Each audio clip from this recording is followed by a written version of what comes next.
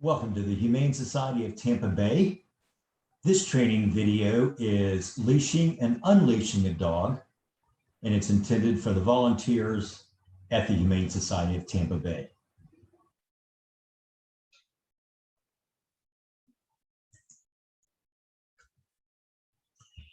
So it's important to understand the signs of fear that a dog may be showing. I encourage you to just press pause and look at this picture and the list to the right and try to identify all of the warning signs the dog is sending to Santa.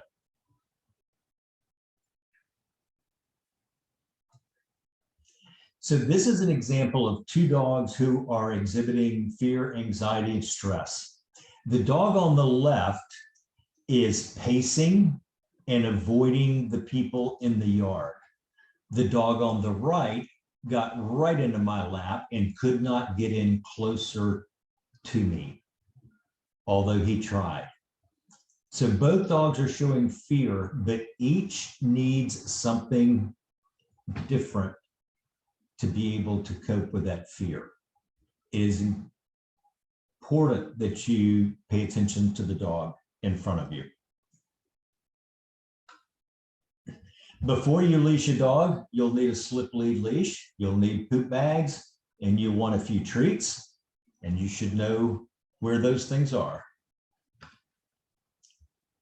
So when you are leashing and handling, you want the loop of the slip lead to be about twice the size of the dog's head. That allows us to keep our hands away from the dog and not having to touch the dog when we are leashing them up, because many dogs don't want to be touched or petted, especially if they've just arrived and everything is still brand new for them.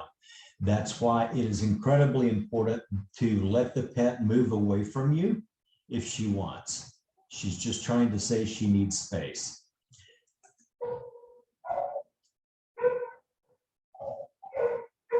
I get everything set before I even put my hand on the gate.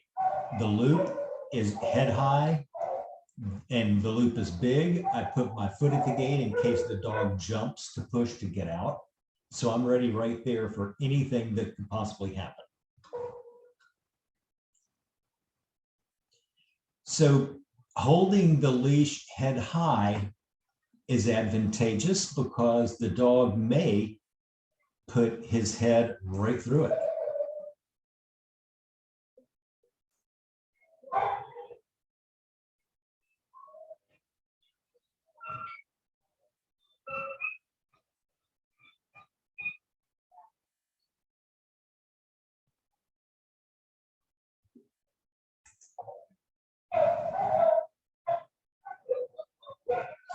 This time I have a treat in my hand and I put my hand through the loop.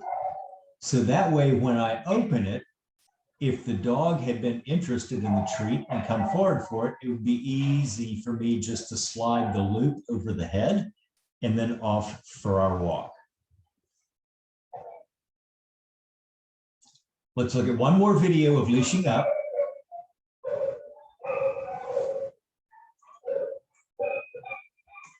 This dog crouches down a little bit, but moves forward, puts his head right through the leash, which I had positioned right at head level. So here are two examples. The dog on the left is in one of the runs on the ground floor and sending very clear signals that I do not want to be leashed up.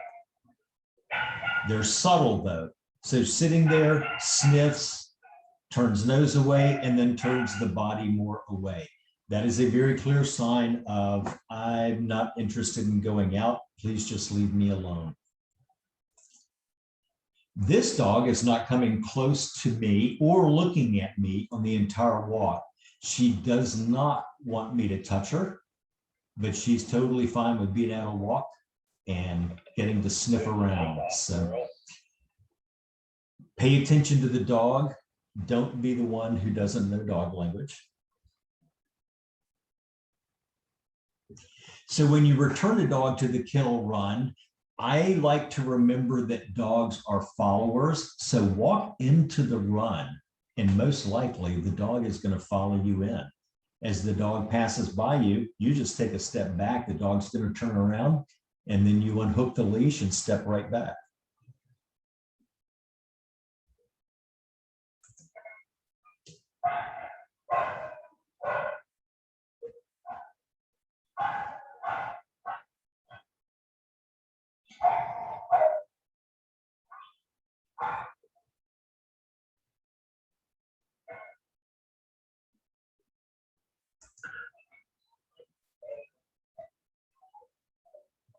Now this dog gets on the bed and turns around. I've got a treat there, and he is focused on nothing but the treat that I provided. I was able to slide the leash off with no issues, and I don't think he was even aware.